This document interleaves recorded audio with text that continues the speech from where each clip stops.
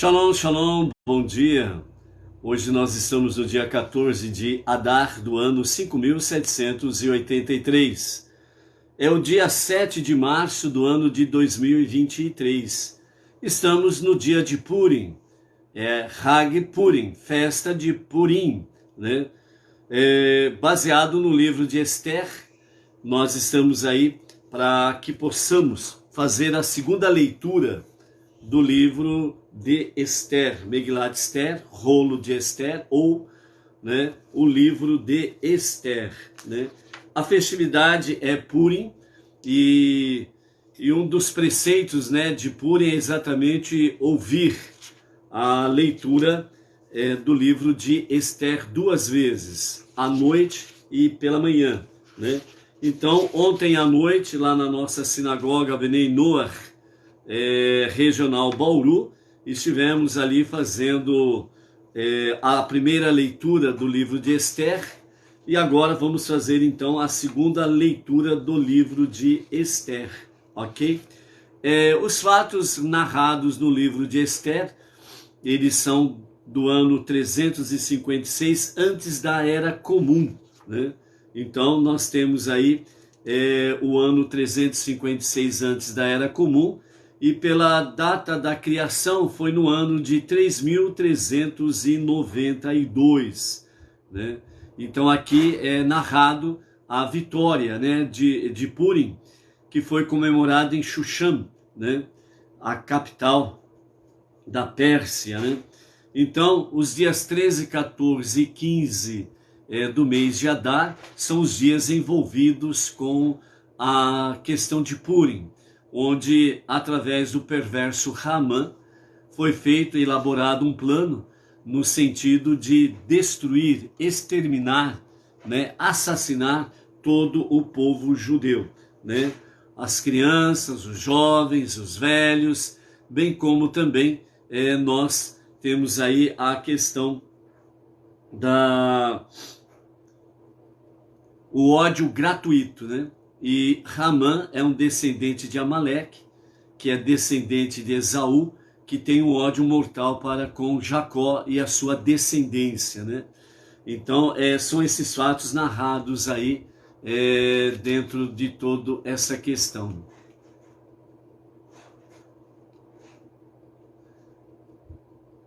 A Edilene está perguntando qual foi o ano que Esther pediu o enforcamento dos 10 filhos de Haman. Em 1945? Não.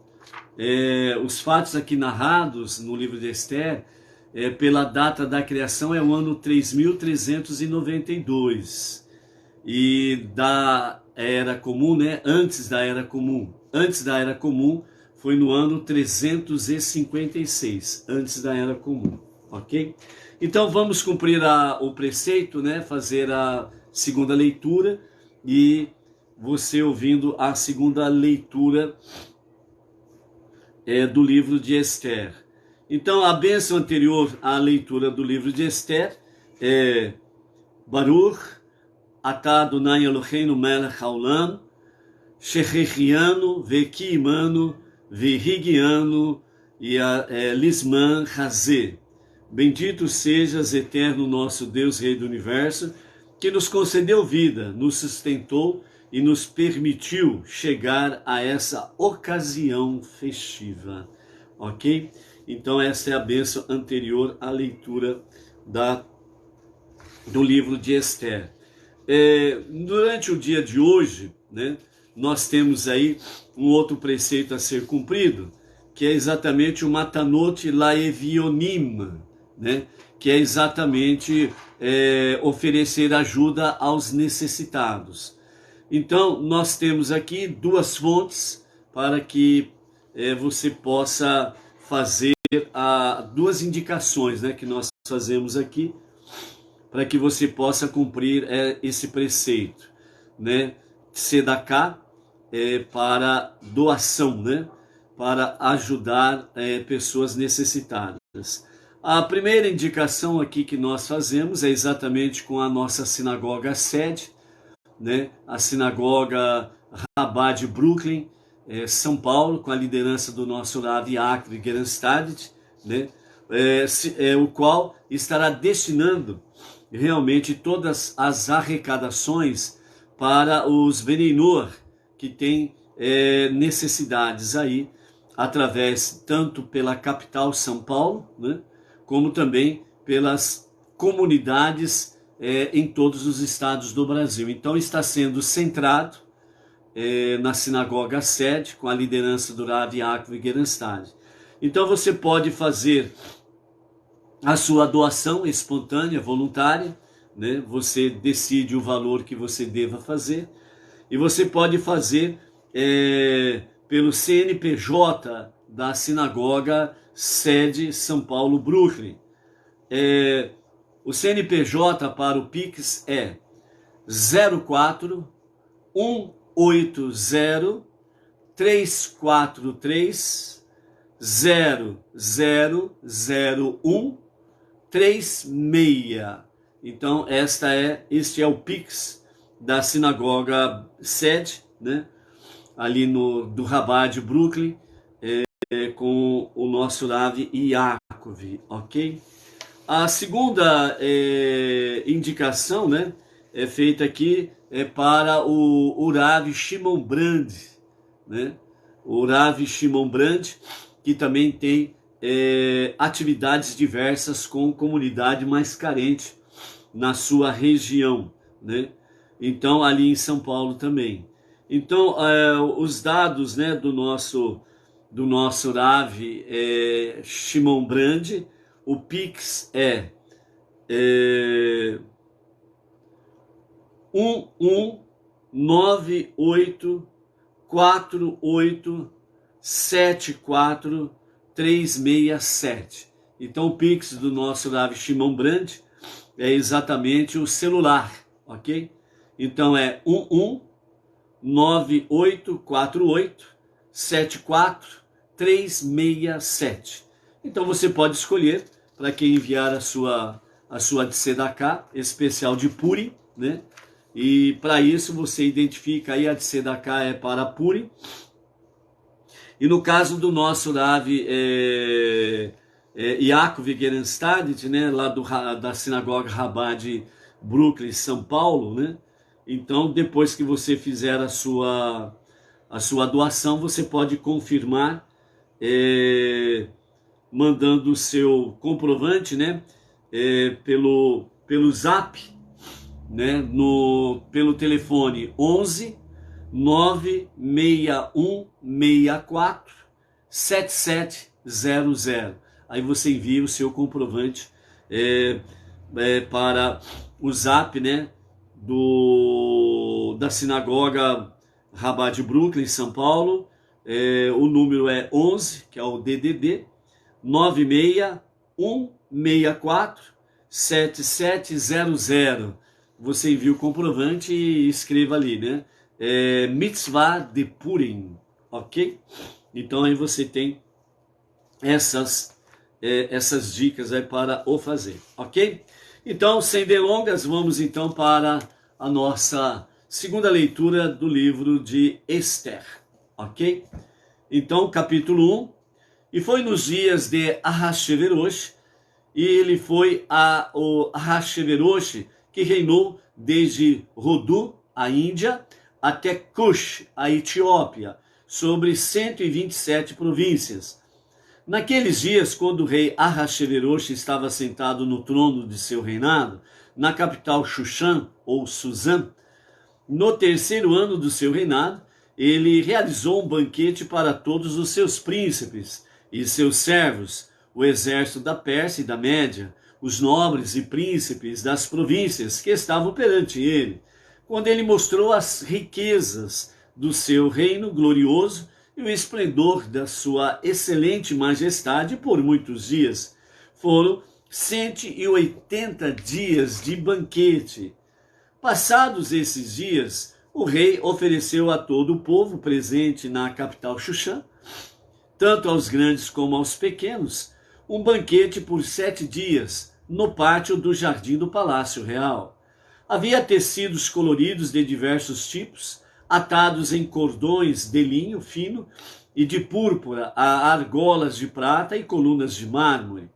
Os divãs eram de ouro e de prata, sobre um pavimento de pórfiro e de mármore e de alabastro, de pedras de cor escura.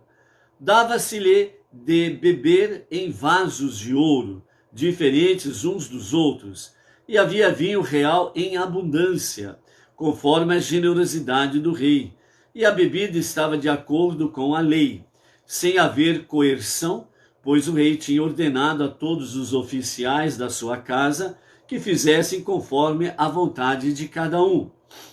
A rainha Vashti também ofereceu um banquete para as mulheres na casa real do rei Ahasverosh, ou Assuero. No 7º dia, quando o coração do rei estava alegre pelo vinho, ele ordenou a Mehumã, a Bista, Harvona, Bigtá, Abagata, Zetar e Carcas, 7 eunucos que serviam na presença do rei Ahasverosh, que trouxesse a rainha Vashti perante o rei usando a coroa real, para mostrar aos povos e aos príncipes a beleza dela, pois era de extrema formosura. Porém, a rainha Vashti recusou vir ao comando do rei, e que foi feito por meio dos eunucos. E o rei muito se enfureceu e se encheu de ira. Então disse o rei aos sábios, conhecedores do tempo, pois assim era o costume do rei, apresentar o caso perante todos os que sabiam a lei e o julgamento. Os mais próximos a ele eram Carshena, Shetar, Admata, Tarshish, Meres, Marsena e Memuhan, os 7 príncipes da Média e da Pérsia, que viam a face do rei e se assentavam mais perto dele no reino. Segundo a lei, o que devemos fazer com a rainha Vashti, pois ela não obedeceu à ordem do rei Ahasverosh, tinha enviado por meio dos eunucos. Então declarou Memuhan na presença do rei e dos príncipes. A rainha Vashti não somente pecou contra o rei, mas também contra todos os príncipes e todos os povos que se encontram em todas as províncias do rei Ahasverosh. Porque a notícia do que a rainha fez chegará ao conhecimento de todas as mulheres, induzindo-as a desprezarem seus maridos, ao ouvir dizer: o rei Ahasverosh mandou que a rainha Vashti fosse trazida à sua presença, porém ela não veio. Hoje mesmo as princesas da Pérsia e da Média que ouviram o que fez a rainha dirão semelhantemente a todos os príncipes do rei, e haverá muito desprezo e indignação. Se for do agrado do rei, que saia da sua parte um edito real, e escreva-se nas leis da Pérsia e da Média, e que não seja revogado, que Vashti não mais se apresente perante o rei Ahasverosh, e que o rei outorgue os seus direitos de rainha a outra que seja melhor do que ela, e que o veredito do rei seja publicado por toda parte do seu reino, apesar de ser vasto, e todas as mulheres prestarão honra a seus maridos, tanto a grandes como a pequenos. E o conselho pareceu bem ao rei e aos príncipes, e fez o rei conforme a palavra de Memuhan. E ele enviou cartas a todas as províncias do rei, a cada província segundo o seu modo de escrever, e a cada povo segundo o seu idioma, para que todo homem governasse em sua casa e falasse segundo a língua do seu povo.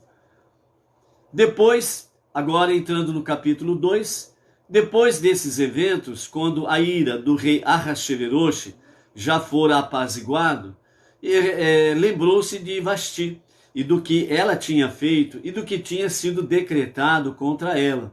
Então disseram os jovens do rei, seus servos: busquem para o rei moças virgens e formosas, que o rei digne oficiais em todas as províncias do seu reino, que reúnam e tragam todas as moças virgens e formosas à capital Shushan, para a casa das mulheres, para a custódia de Reg, eunuco do rei, guarda das mulheres, e deem-se-lhes os seus cosméticos, que a donzela que agrade ao rei seja a rainha em lugar de Vasti. Isso agradou o rei e assim se fez. Havia certo judeu na capital Xuxã, cujo nome era Mordecai, filho de Iair, filho de Shimei, o filho de Quish, da tribo de Beniamim, que tinha sido levado de Jerusalém com exilados que foram deportados de Jehoniá, rei de Judá, a quem Nebuchadnezzar, o Nabucodonosor, popularmente conhecido, rei da Babilônia, levou cativo. Criou ele a Hadassah, que é Esther, filha de seu tio. Então eles eram primos, né? Então a Esther e Mordecai eram primos. Pois ela não tinha nem pai nem mãe e era donzela de beleza, de bela aparência e formosa. E quando faleceram seu pai e mãe, Mordecai a tomou por filha. Quando se tornaram conhecidos as palavras do rei e o seu decreto, e quando muitas donzelas foram reunidas e levadas para a capital Xuxã, para a custódia de Hegai, levaram também a Esther à casa do rei, sob os cuidados de Hegai, guarda das mulheres. A donzela o agradou e caiu em sua graça, e ele se apressou em dar os cosméticos, como também as 7 donzelas adequadas para receber da casa do rei. E ele colocou as mulheres dos melhores cômodos da casa das mulheres. Esther não tinha revelado o seu povo ou a sua linhagem, pois Mordecai lhe ordenara que não revelasse. Todos os dias, Mordecai passeava na frente do átrio da casa das mulheres para saber como Esther se achava e o que lhe sucederia. Quando chegava o tempo de vir cada donzela por sua ordem ao rei Ahasverosh, depois que lhe tinha sido feito segundo a lei das mulheres por 12 meses, pois assim se cumpriam os dias de seu curso de cosméticos, a saber, 6 meses de uso de óleo de mirra e 6 meses de uso de perfumes e de cosméticos em uso entre as mulheres. Então, dessa maneira, vinha a donzela à presença do rei, sendo-lhe dado tudo quanto ela desejava para levar consigo da casa das mulheres para a casa do rei. Então, aqui se trata do primeiro concurso Miss Universo. E durante 12 meses, né?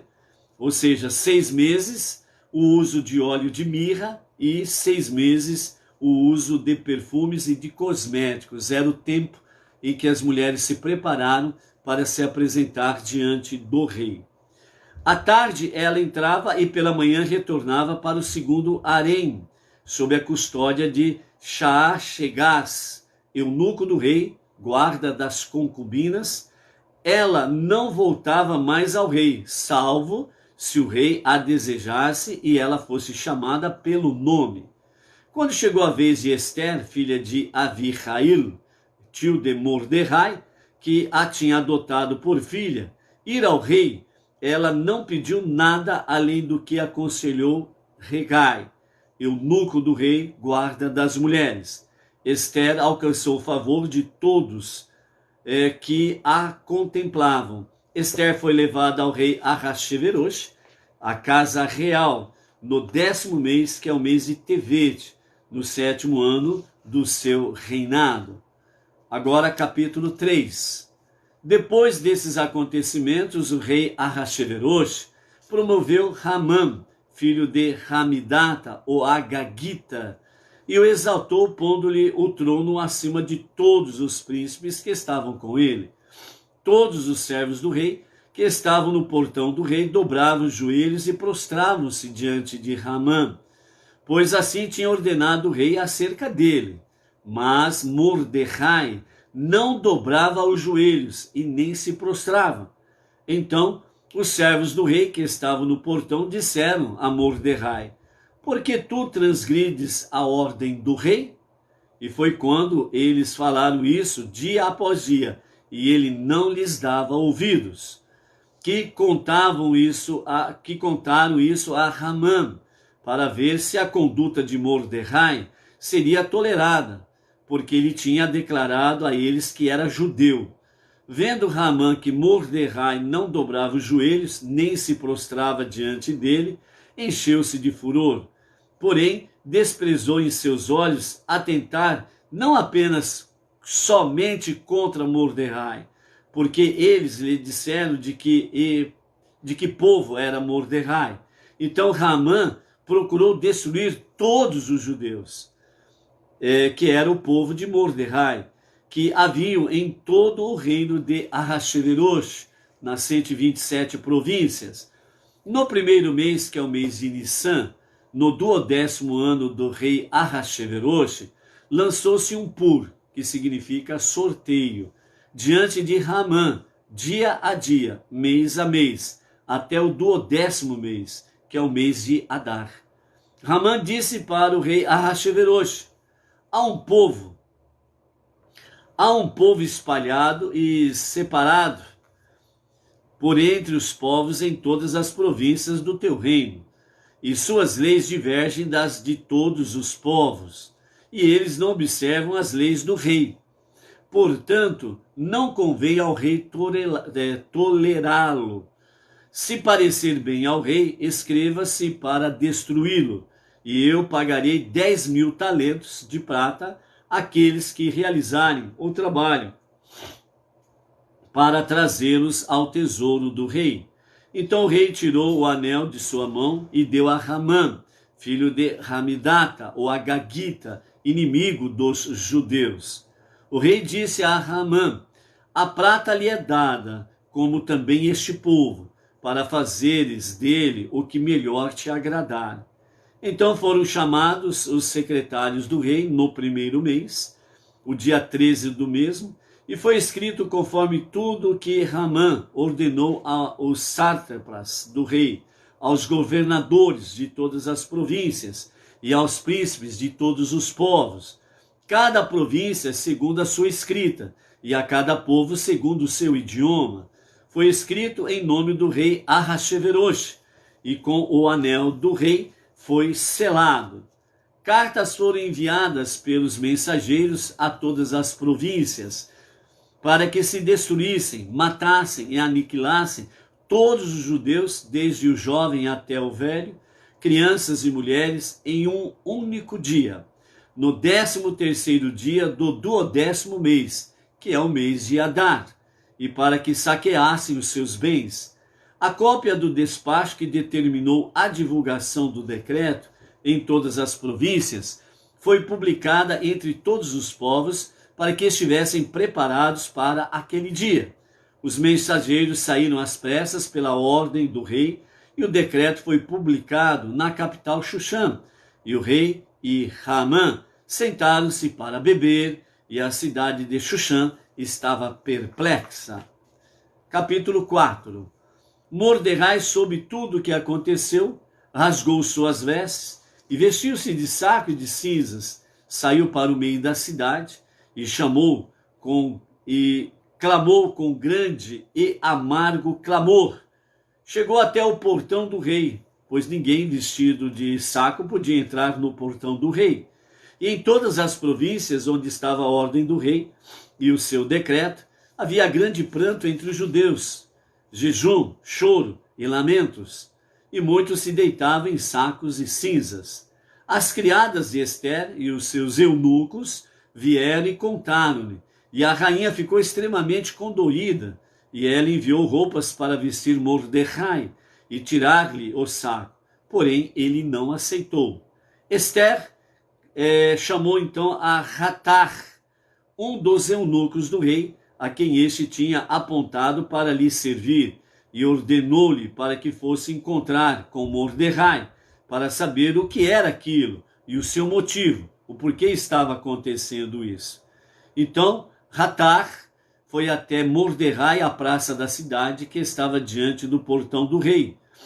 E Mordecai informou-lhe de tudo o que lhe havia sucedido e a soma exata do dinheiro que Ramã tinha prometido pagar pelos judeus aos tesouros do rei, para aniquilá-los, né?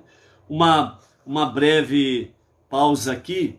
né, no capítulo 4, verso 5, onde diz: Esther chamou a Hatar, um dos eunucos do rei, né? Então, ele era um homem capaz de guardar segredos, isso que significa o nome dele, Hatar.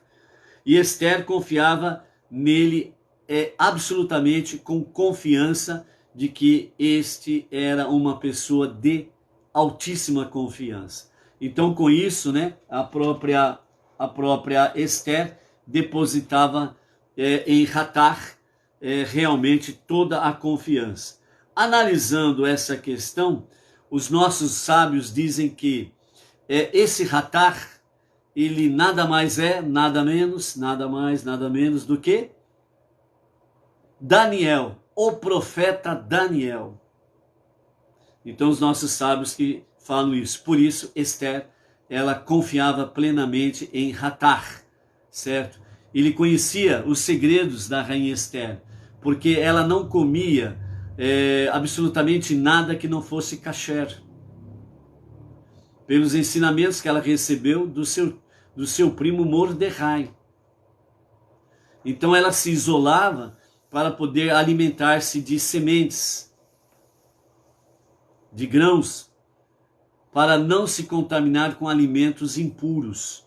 E Hatar era aquele que fornecia para ela estas iguarias, para que ela pudesse de fato não transgredir, né, a questão das leis de kasherut, né, os alimentos puros e impuros, ok? Então, Hatar era o profeta Daniel. Deu-lhe também a cópia do despacho do decreto que foi publicado em Xuxã para destruí-los, para mostrar a Esther e lhe explicar tudo, para pedir a ela que vá ao rei implorar misericórdia por seu povo.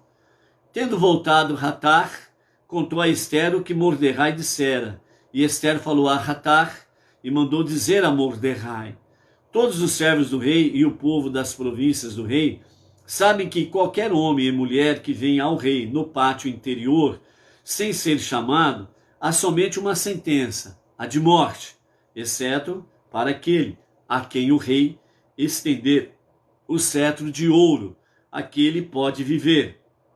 Mas eu não fui chamada para entrar na presença do rei nesses últimos 30 dias. Fizeram saber a Mordecai as palavras de Esther.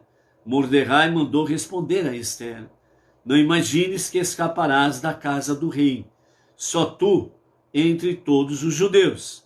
Pois se permaneceres calada agora, de outra parte surgirá socorro e alívio para os judeus, e tu e a casa de teu pai perecereis. Quem sabe, se não foi nesta época que tu foste elevada a rainha para chegar ao reinado, né? Um breve comentário. O livro de Esther é o único livro no cânon judaico que não é mencionado o nome de Deus. Então, os sábios falam, Deus estava em oculto.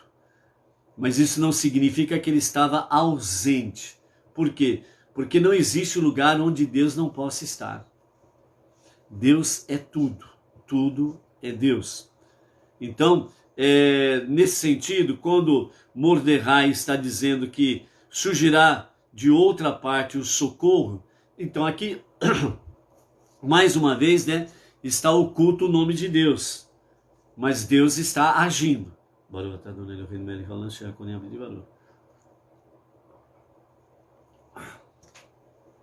Ou seja, dentro do livro de Esther, né, Deus está oculto, ele não é mencionado. Esther está oculta porque ela não declara a sua identidade, a sua origem, né? Então, por isso, né, a festividade de Purim, né, desde esse tempo todo, né, é feito anualmente, onde que é o momento em que esta festividade, as pessoas que participam dela, né, se fantasiam, colocam máscaras e coisas semelhantes, para simbolizar exatamente esse período, esta época de Esther e Mordecai, ok? Para não haver confusão, né, sobre a questão do carnaval secular, não tem absolutamente nada a ver. como também o Natal não tem nada a ver com a festividade judaica Hanukkah, a festa das luzes. Ou seja, quando nos concílios de Nicéia e Companhia Limitada, eles registraram marcas e datas de festividades, eles sempre procuraram colocar próximo às festividades judaicas, para trazer confusão às pessoas. Então a festividade de Purim, ela não tem absolutamente nada a ver com carnaval. Ah, porque eles colocam máscara, é carnaval judaico. Não, não é carnaval judaico, é festa de Purim. Purim significa sortes. Pur, sorte, no singular. Purim, plural, sortes. Então, Ramã e os seus asseclas lançaram sortes, lançaram Purim, para ver a data para realmente exterminar o povo judeu das 127 províncias do rei Ahasverosh. Então esse era o objetivo de Ramã. Então, depois da vitória, como nós vamos ver até o final do livro, nós temos aí exatamente que Esther e Mordecai, eles fazem um edito, por assim dizer, que todo ano se comemore realmente a festividade de Purim, a festividade das sortes. Por isso que é no mês de Adar, por isso que no mês de Adar os sábios dizem, o mês de Adar aumenta-se a alegria, porque no mês Av diminui-se a alegria, porque as maiores catástrofes do povo judeu aconteceu no mês de Av, principalmente a destruição dos 2 templos. No mês de Adar, os sábios dizem, aumente a sua alegria. E também no mês de Adar está dito pelos sábios, a tua sorte é forte. O teu pur, ou o teu purim, a tua sorte, ou as tuas sortes, é forte. Então é isso daqui. E como Deus não é mencionado diretamente, Deus está em oculto, assim como Esther, ela também permanece oculta, até praticamente quase no fim do livro, né? Então esse ocultamento é a questão da máscara, ok? Então por isso Mordecai disse a Esther, não pense você que estando oculta a tua origem judaica, que não chegará a você o mesmo decreto de Ramã, porque mais cedo ou mais tarde vão descobrir que você é uma judia, e a máscara cai, entendeu? E aí então o edito vai vir contra você também. Mas se caso você se calar, então de outro lugar virá, sem sombra de dúvidas, o socorro. Surgirá o socorro para o povo judeu. Mas também não podemos esquecer, Esther, que não foi para este momento que você foi alçada a ser rainha. Então mesmo Mordecai não mencionando o nome de Deus, a própria expressão de Mordecai traz implícita realmente a presença divina. Então essa é a questão. Seja qual for a situação, Deus nunca abandona. Ele está presente. Ah, mas Deus não fez nada para socorrer tal pessoa. A pessoa clamou a Deus? Ela pediu socorro a Deus? Ela pediu ajuda a Deus? Esses detalhes aí que não podem passar desapercebidos, ok? Continuando o capítulo 4, verso 15. Então Esther mandou responder a Mordecai, vá e reúna todos os judeus que estão em Xuxã, e jejuai por mim. Não comais nem bebais por 3 dias, nem de noite, nem de dia. Assim também eu e as minhas criadas jejuaremos. Depois irei até o rei, ainda que isso não seja de acordo com a lei. E se perecer, perecerei. Então Mordecai se foi e fez conforme tudo que Esther lhe havia ordenado. Ok? Antes de entrarmos no capítulo 5, né? Então mais uma vez aqui nós temos essa questão em que Esther ela ordena a Mordecai ir reunir o povo para que durante 3 dias e 3 noites não comam, não bebam absolutamente nada, jejum completo, né? Para fazerem preces em favor dela, porque ela irá à presença do rei. Se ela tiver que morrer, que morra, mas ela irá à presença do rei. Então, nesse momento aqui, o que acontece? Acontece exemplos que nós precisamos seguir.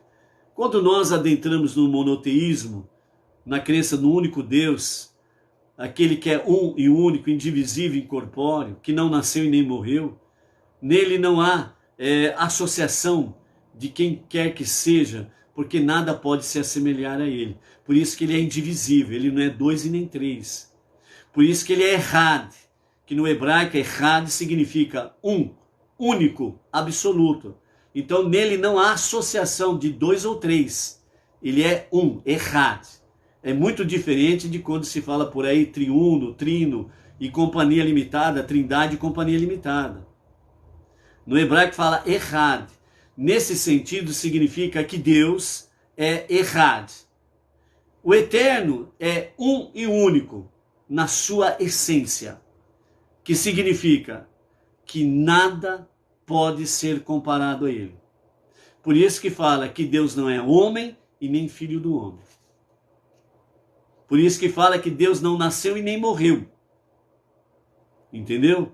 Então, aqui, Esther dá a chave do sucesso.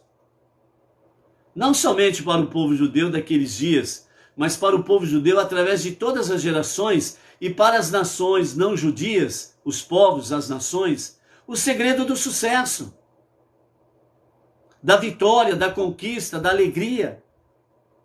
É realmente as pessoas se reunirem numa união com unidade, mesmo pensamento, mesmo sentimento. Por isso a expressão quando se diz juntos somos mais fortes, que se tornou um dito popular, é algo muito implícito no povo judeu. E aqui está a prova.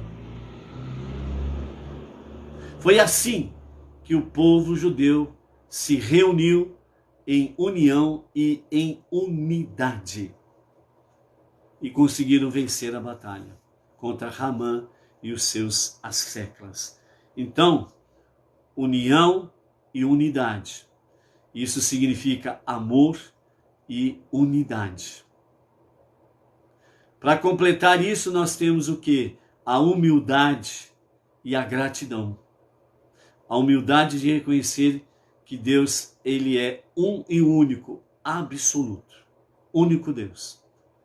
E gratidão de saber que ele ouve a tua prece, responde a tua prece. Ok? Continuando agora no capítulo 5. Foi no terceiro dia, Esther vestiu seus trajes reais e pôs-se no átrio interno da casa do rei, defronte da residência do rei.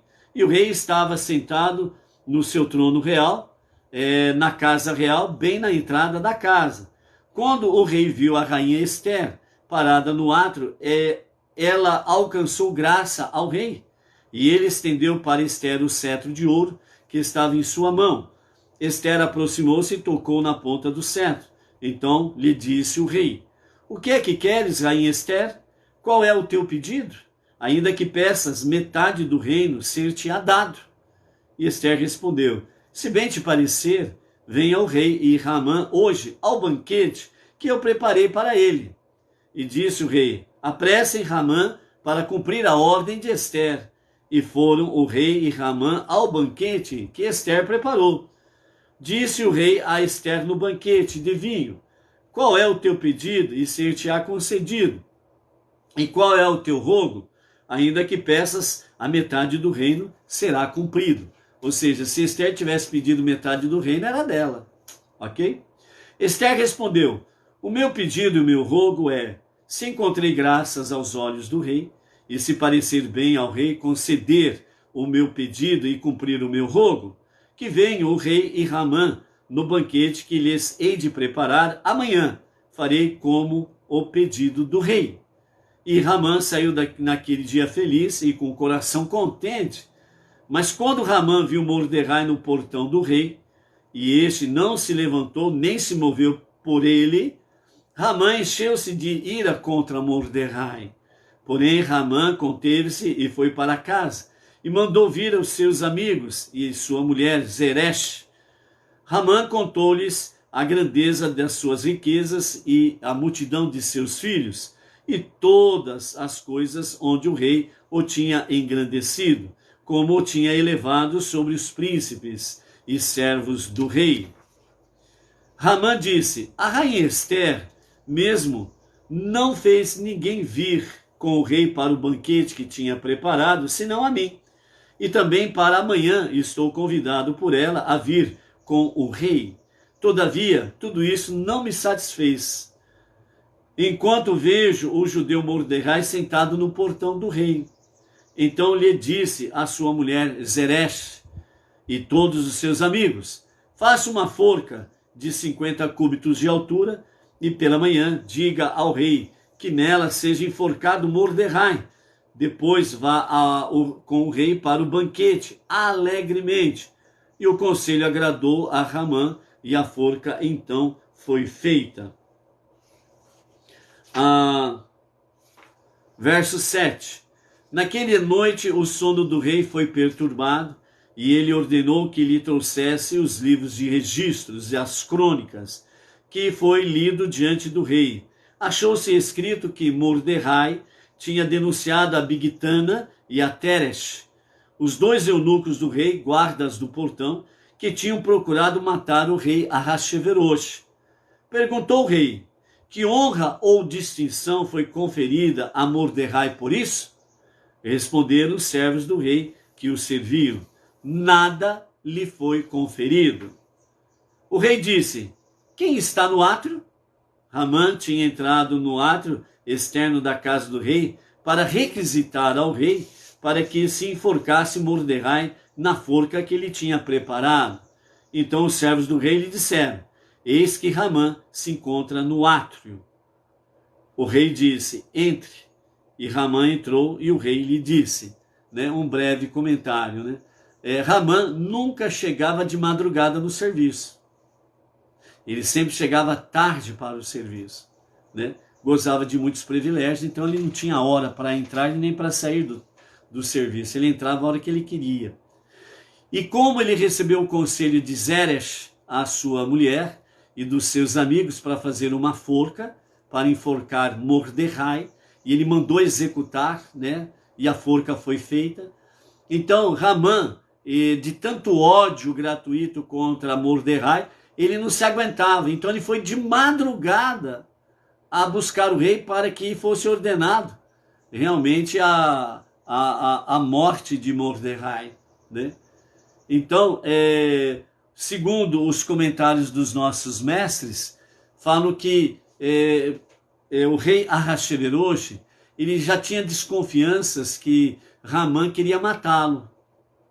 Então, quando ele perde o sono, é lido para ele as crônicas que Mordecai, ele preveniu através da rainha Ester, que dois eunucos estavam programando para matá-lo. Foi confirmado e aqueles dois eunucos foram executados. E agora, na madrugada em que ele perde o sono e os seus servos leem as crônicas, falam do aviso. E então quando ele fala: quem está no pátio? Por que ele faz essa pergunta? Porque é madrugada e é hora propícia para o assassino executar os seus planos. Então Ramã entra no pátio. Os servos falam: Ramã está no pátio. Então imediatamente, segundo os comentários dos nossos sábios, falam que realmente o rei Ahasverosh teve certeza naquele momento que Ramã tinha planos de matá-lo. Então ele diz: chame-o à presença minha aqui. E ele foi levado à presença de Ramã, e assim aconteceu os seguintes fatos. O rei disse: entre. Capítulo 6, verso 6. Ramã entrou e o rei lhe disse: o que se deve fazer ao homem a quem o rei deseja honrar? Ramã disse consigo mesmo. Então, quando Ramã escutou isso, ele pensou consigo mesmo: a quem deseja o rei honrar senão a mim? E então Ramã respondeu ao rei. Então Ramã trouxe uma resposta que pudesse fazer com que ele, Ramã, pudesse estar praticamente igual ao rei, ou acima do rei, na sua ambição. Então ele respondeu ao rei: ao homem a quem o rei deseja honrar, que seja trazido trajes reais. Quando Haman diz isso, traga os trajes reais, o rei Ahasverosh, na hora, ficou pensando, ele realmente quer tomar o meu lugar. Então os trajes reais que o rei usa e o cavalo em que monta o rei. Aí Ahasverosh falou, ele quer mesmo matar, ele quer me matar, até o meu cavalo ele quer. E que seja posta uma coroa real sobre a sua cabeça. Aí então o rei Ahasverosh falou, pronto, se eu bobear ele me mata mesmo. Porque até a coroa ele quer tomar tudo o que é meu. Certo? Então aí, que sejam entregues os trajes e o cavalo na mão de um dos principais mais nobres do rei, e que vista os trajes no homem a quem o rei deseja honrar, e façam-no desfilar a cavalo pela praça na cidade, proclamando diante dele. Assim se deve fazer ao homem a quem o rei deseja honrar, disse o rei para Haman. Então, a resposta de Haman mostrou realmente a sua ambição. E o rei Ahasverosh, então, teve certeza que Haman queria tomar o seu lugar de qualquer forma. Então, o rei disse a Haman, apressa-te, toma os trajes e o cavalo como acabas de dizer, e faze exatamente assim como tu disseste a Mordecai, o judeu, que está sentado no portão do rei. Não omitas nenhum detalhe do que me disseste. De tudo assim o fazei. Haman, nesse momento então, ele vê tudo caindo por terra.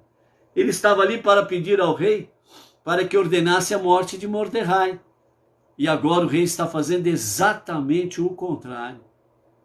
Ele, Haman, com seu ódio gratuito, queria de todas as formas destruir Mordecai e o povo que ele representa, o povo judeu. E agora ele vê que as coisas mudam de direção. Então Haman tomou os trajes, o cavalo, vestiu a Mordecai e o conduziu a cavalo pela praça da cidade. E proclamava em alto e bom som, dizendo, assim se deve fazer ao homem a quem o rei deseja honrar. Mordecai retornou ao portão do rei e Haman correu para casa, pesaroso e com a cabeça coberta de vergonha. Haman relatou à sua mulher Zeresh e a todos os seus amigos tudo o que havia sucedido. E lhe disseram os seus sábios e sua mulher, Zeresh, se Mordecai, diante do qual tens começado a cair, for da linhagem dos judeus, não prevalecerás contra ele, mas certamente cairás diante dele. Enquanto esses ainda falavam com ele, chegaram os eunucos do rei e apressaram para levar Haman ao banquete que Ester tinha preparado. Capítulo 7. Vieram o rei e Haman para beber com a rainha Ester. Disse o rei a Ester, novamente, pela terceira vez, também no segundo dia durante o banquete de vinho, qual é o seu pedido, rainha Ester? Ser-te-á concedido? E qual é o seu rogo? Ainda que peças metade do reino, ser-te-á dado. E a rainha Ester respondeu ao rei, se encontrei favor aos teus olhos, ó rei, e se te parece ser bem, seja-me concedida a minha vida com o meu pedido, e a do meu povo como o meu rogo, pois fomos vendidos, eu e meu povo, para sermos destruídos, mortos e aniquilados. Se tivesse sido vendido como escravos e escravas, eu me teria calado, pois o adversário não tem consideração alguma pelo prejuízo do rei. Então falou o rei Ahasverosh para a rainha Ester e disse, quem é e onde está este cujo coração o instigou a fazer isso? Ela estava dando a vida dela, trocando em miúdos, de forma simples. ela estava dando a vida dela na mão do rei em favor do seu povo. Em vez do seu povo ser aniquilado, ela estava dizendo ao rei: tome a minha vida, tire a minha vida, mas não tire a vida do meu povo. Então por isso o rei disse a Ester, né? Quem é e onde está este cujo coração o instigou a fazer isso? Ou seja, quem foi que te instigou a entregar a sua vida nas minhas mãos em favor do seu povo, para proteger o seu povo e a sua vida ser ceifada? Então Ester respondeu: um adversário e inimigo, esse perverso Ramã. Então Ramã ficou aterrorizado perante o rei. A rainha Ester tira a sua máscara e se revela que é uma judia do povo de Mordecai. Então o rei, no seu furor, levantou-se do banquete de vinho e entrou no jardim do palácio. E Ramã pôs-se em pé para implorar a rainha Ester pela sua vida, pois viu que o mal contra ele já estava determinado pelo rei. O rei voltou do jardim do palácio para a casa do banquete de vinho, e Ramã estava prostrado sobre o divã em que estava Ester, ou seja, Ramã estava em cima da rainha Ester. E os comentaristas, os nossos sábios, falam que nesse momento em que o rei sai para o pátio, pelo causa do seu furor, Ramã levanta-se e vai em direção ao divã onde a rainha Ester estava. E ele, no afã de implorar misericórdia para a rainha, pela sua vida, ele tropeça e cai sobre ela, no exato momento em que o rei está retornando, e vê Ramã em cima da rainha Ester. Então o rei assim diz: ainda quer conquistar a rainha na minha presença e na minha casa? As palavras saíram da boca do rei e cobriram a face de Ramã. Disse Harvona, um dos eunucos, diante do rei: eis que existe uma forca de Ramã que preparou para Mordecai, aquele que há poucas horas atrás o rei mandou Ramã honrar diante de todo o povo. Que fez para Mordecai, que falou em defesa do rei, que avisou, alertou o rei sobre as artimanhas de dois eunucos que queriam matá-lo. E se encontra na casa de Ramã, a forca está lá na casa de Ramã, e tem 50 cúbitos de altura. E disse o rei: pendurai-o nela. Ramã, pendurai-o nela. E penduraram Ramã na forca que ele havia preparado para Mordecai, e a ira do rei então foi aplacada. Capítulo 8. Naquele dia o rei Ahasveroxe deu para a rainha Ester a casa de Ramã, inimigo dos judeus. Mordecai apresentou-se perante o rei, pois Ester tinha revelado que ele era o que ele era dela. O rei tirou o seu anel que tinha tomado de Ramã e deu a Mordecai. Ester encarregou Mordecai da casa de Ramã. Ester tornou a falar perante o rei, lançou-se aos seus pés e com lágrimas suplicou que impedisse que a maldade de Ramã, ou Agagita, e o seu plano que tinha empreendido contra os judeus. Então o rei estendeu para Ester o cetro de ouro, e Ester levantou-se e pôs-se em pé diante do rei. E ela disse: se parecer bem ao rei, e se eu tiver encontrado favor aos seus olhos, e se parecer justo ao rei, e se eu lhe agradar, escreva-se que sejam revogados os despachos do plano de Ramã, filho de Amidata, ou Agagita, que ele escreveu para destruir os judeus, e que se encontra em todas as províncias do rei. Pois como poderei ver a calamidade que cairá sobre o meu povo, e como poderei ver a destruição dos meus parentes? O rei Ahasveroxe disse para a rainha Ester e para Mordecai, o judeu: eis que dei a Ester a casa de Ramã, e a ele pendurado na forca, porque estendeu a mão contra os judeus. Quanto a vós, escrevei aos judeus como vos parecer bem, em nome do rei, selai-o com o anel do rei. pois um documento escrito em nome do rei e selado com o anel do rei não pode ser revogado. Lembra daquele velho ditado que diz que palavra de rei não volta atrás? Está aqui. Então, o decreto do rei não pode ser revogado. Então os escribas do rei foram chamados naquela hora, no terceiro mês, que é o mês de Sivan, no dia 23 do mesmo, e foi escrito conforme tudo que Mordecai ordenou, para os judeus, para os sátrapas, para os governadores e para os príncipes das províncias, desde Rodu, a Índia, até Cush, a Etiópia, 127 províncias, para cada província segundo a sua escrita, e para cada povo segundo o seu idioma, e para os judeus segundo a sua escrita e segundo a sua língua. Ele escreveu em nome do rei Ahasverosh e selou com o anel do rei. Enviou cartas por mensageiros a cavalos, ginetes da cavalaria do rei, camelos e dromedários, que o rei concedeu aos judeus a cada cidade o direito de se reunir e proteger suas vidas, para destruir, matar e exterminar todas as forças armadas do povo da província que viessem contra eles, crianças e velhos, e que saqueassem os seus bens.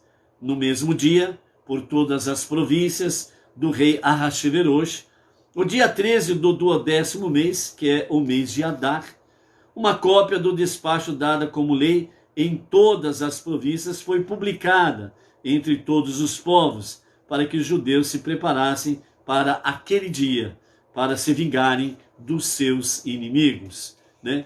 Então aqui nós temos uma expressão jurídica muito bem conhecida: legítima defesa.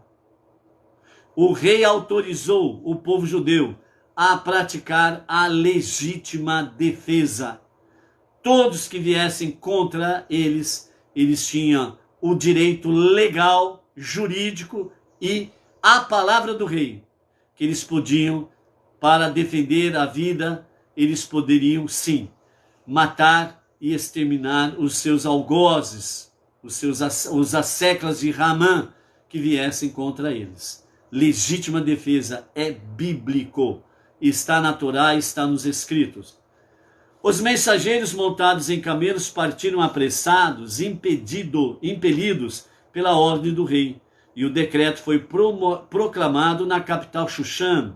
Mordecai saiu da presença do rei, trajando uma veste real azul e branco, tendo uma grande coroa de ouro e vestido de um manto de linho fino e de púrpura, e a cidade de Xuxã exultou e se alegrou. Para os judeus houve luz e alegria, júbilo e honra em todas as províncias e em todas as cidades, aonde chegou a ordem do rei e o seu decreto, havia entre os judeus alegria e júbilo, banquete e dia festivo, e muitos povos da terra neste dia tornaram-se como judeu, né? Porque o temor dos judeus tinha caído sobre eles. Ou seja, todo aquele que não era judeu, naquele momento tornou-se como um judeu, sentindo as dores dos judeus, sentindo as alegrias dos judeus, sentindo a mesma preocupação por causa dos asseclas de Ramã, e sentindo o mesmo júbilo de poderem ter o direito à legítima defesa. Capítulo 9. E no 12º mês, que é o mês de Adar, no dia 13 do mesmo, quando chegou a palavra do rei e a sua ordem para se executar, no dia em que os inimigos dos judeus esperavam dominá-los, ocorreu o contrário. Os judeus dominaram aqueles que os odiavam. Os judeus se reuniram em suas cidades, em todas as províncias do rei Ahasverosh, para atacar aqueles que lhe procuravam o mal, e ninguém podia resistir-lhes, pois o medo que inspiravam tinham caído sobre todos os povos. E todos os príncipes das províncias, e os sátrapas, e os governadores, e aqueles que realizavam a obra do rei, elevaram os judeus, porque o temor de Mordecai caíra sobre eles.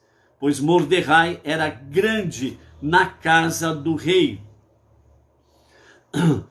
E a sua fama crescia em todas as províncias, pois o homem Mordecai crescia mais e mais. E os judeus feriram a espada a todos os seus inimigos, com matança e destruição, e eles fizeram dos seus inimigos o que quiseram.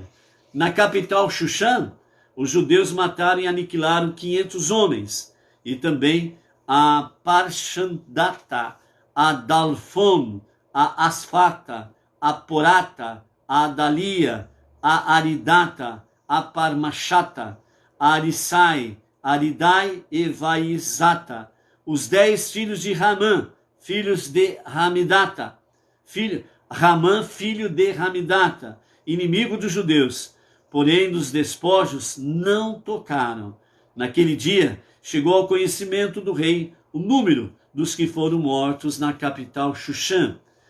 O rei disse à rainha Ester: na capital Xuxã, os judeus mataram e destruíram 500 homens, e os 10 filhos de Ramã, o que não terão feito ele no resto das províncias do rei? Agora, qual é o teu pedido, e se terá concedido? E qual é ainda o teu rogo, e será cumprido?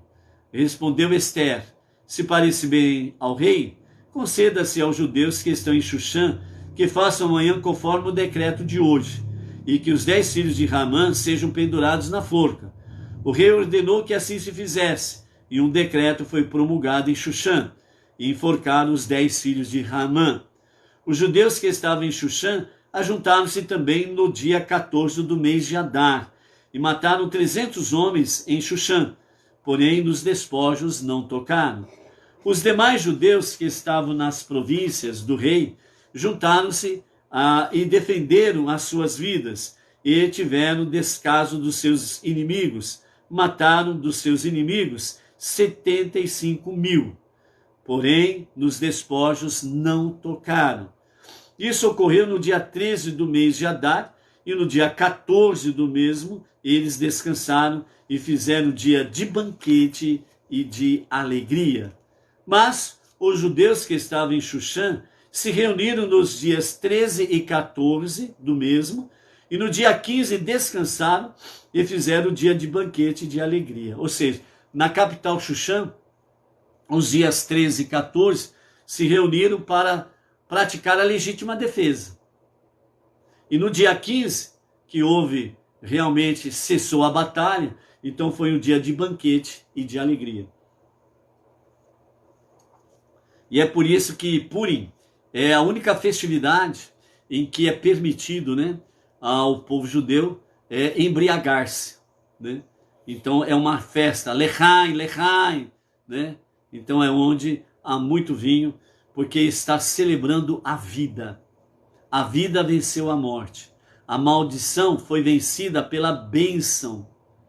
As trevas foram vencidas pela luz. Prevaleceu a justiça e não a injustiça. Entendeu? Então é assim, automaticamente. Continuando no capítulo 9, verso 19. Portanto, os judeus das vilas que moram em cidades abertas fazem o dia 14 do mês de Adar um dia de alegria, de banquete, de festa e de envio de porções uns aos outros. E Mordecai escreveu estas coisas e enviou cartas a todos os judeus que se encontravam em todas as províncias do rei Ahasverosh, próximos e distantes, para que celebrassem o dia 14 do mês de Adar e o dia 15 do mesmo todos os anos, né? Então, fora de Israel, fora né, da capital da Média e da Pérsia, né, que era Xuxã, então o dia 14 era de júbilo, em Xuxã era no dia 15, ok? Como os dias em que os judeus descansaram dos seus inimigos, e o mês que lhes foi transformado de alegria, de tristeza em alegria, e de pranto em dia de festa, para que o fizessem dias de banquete e de alegria, e de se enviar porções uns aos outros, e presentes aos pobres. Os judeus assumiram aquilo que já tinha começado a fazer e o que o Mordecai lhes tinha escrito. porque Ramã, filho de Hamidata, ou Agagita, inimigo de todos os judeus, havia planejado destruir os judeus e tinha lançado o Pur, que significa sorteio, para os aniquilar e os destruir.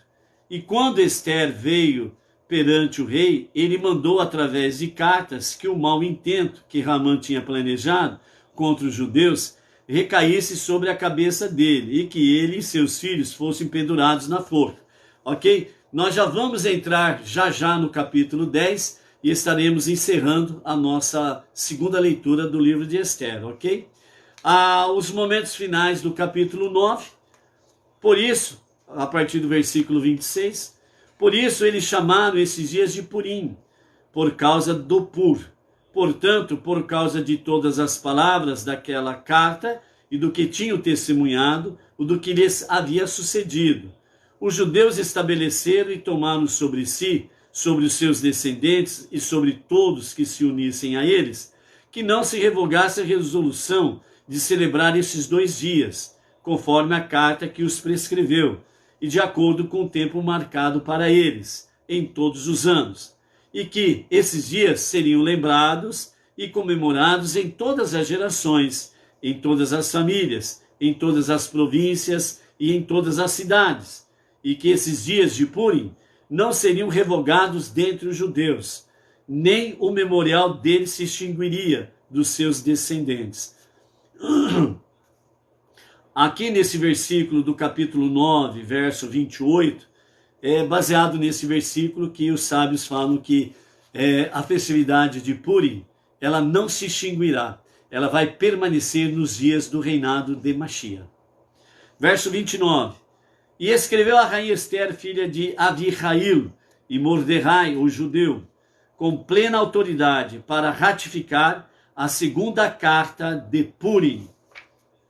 E ele enviou cartas a todos os judeus para os 127 províncias do rei Ahasverosh, palavras de paz e verdade, para confirmar estes dias de Purim nos seus tempos determinados, como Mordecai, o judeu, e a rainha Ester lhes tinha estabelecido, e como eles tinham confirmado para si e para sua descendência os assuntos de jejuns e de seu clamor. E a ordem de Ester que confirmou esses assuntos de Purim e foi escrito no livro. E finalizando, o capítulo 10, que tem os seus 3 versículos, que assim o diz. O rei Ahasverosh cobrou impostos sobre a terra e as ilhas do mar, todos os atos de sua força e do seu poder, e o relatório completo da grandeza de Mordecai, como o rei o engrandeceu. Esses não estão escritos nos livros das crônicas do rei, estes não estão escritos nos livros de crônicas dos reis da Média e da Pérsia? Estão lá nos documentos, hoje, todo mundo conhece como Irã, né? Inclusive, o túmulo de Ester está lá no Irã também. E por incrível que pareça, né? Tem um judeu no parlamento do Irã também, o inimigo mortal do povo judeu. Então, os anais da história da Média e Pérsia, do Irã, estão lá na sua biblioteca, devidamente documentada estes fatos. Pois Mordecai, o judeu, foi o vice-rei do rei Ahasverosh, como José foi o vice-rei do faraó. Pois Mordecai, o judeu, foi o vice-rei do rei Ahasverosh, e grande entre os judeus, estimado pela maioria dos seus irmãos, procurando o bem-estar do seu povo e falando de paz a todos os seus descendentes. Ok? Então, amados, nós temos aí, pela graça bendita de Hashem, a segunda leitura do livro de Ester. Ok? Logo mais, à tarde com a Torá, nós estaremos trazendo aqui 9 qualidades, preciosidades de Ester. A partir das 14 horas, nós estaremos aí com a tarde com a Torá. E por isso não esqueçam aí, né? Pega o vídeo aí no começo e você veja aí as 2 indicações que nós fazemos para você fazer a sua tzedakah. a Sinagoga Rabbah de Brooklyn, com a liderança do nosso Rav Yaakov Gerenstad, e a segunda indicação com o nosso Rav Shimon Brand, né? Aí tem os dados para isso. Baruch Hashem, então, com a graça de Hashem, cumprimos aí com alegria e com muita satisfação, vendo e contemplando todos esses fatos que narram nos nossos heróis, Mordecai e Esther. Até mais. Shalom, shalom.